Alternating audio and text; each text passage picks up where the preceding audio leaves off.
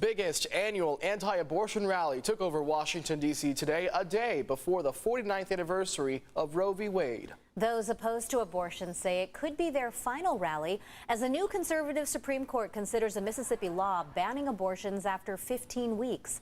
It is the biggest challenge to Roe v. Wade in decades. In arguments last month, the majority of the justices signaled they are inclined to side with the state.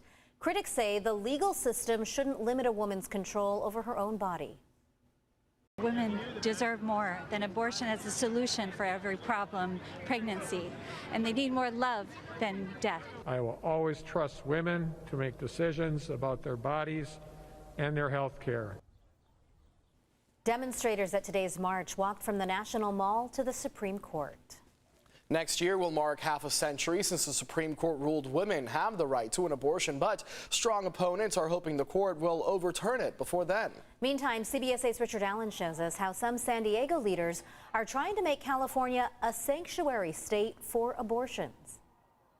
Well, that's right. On the eve of the 49th anniversary of Roe v. Wade, thousands of the law's passionate opponents descended on the nation's capital.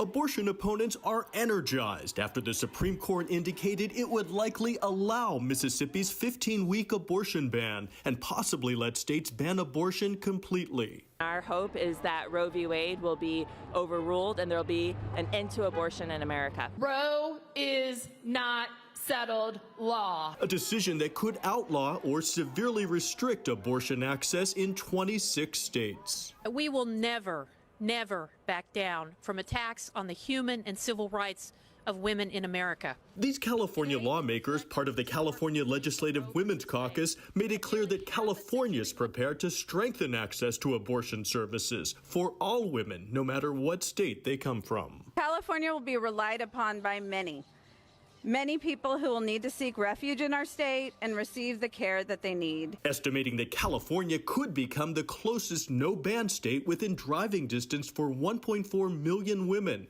San Diego Assemblymember Dr. Akilah Weber has proposed legislation to help cover the costs for abortion services for women lacking insurance. With an influx of patients who may not have a means to pay for services, these providers will need extra support. I do think California has a responsibility and an obligation to be the sanctuary state. Jessie Rosales is a California state organizer for the nonprofit URGE, or Unite for Reproductive and Gender Equity. She hopes other states will replicate California's model. We need to keep making these strides so that other states can really follow pursuit and we can continue building more access nationally. And already the California Family Council has come out in opposition to this proposed legislation, saying, quote, "This seems to be another example of California legislators' misplaced priorities." In the meantime, the Supreme Court is expected to render its decision sometime in June.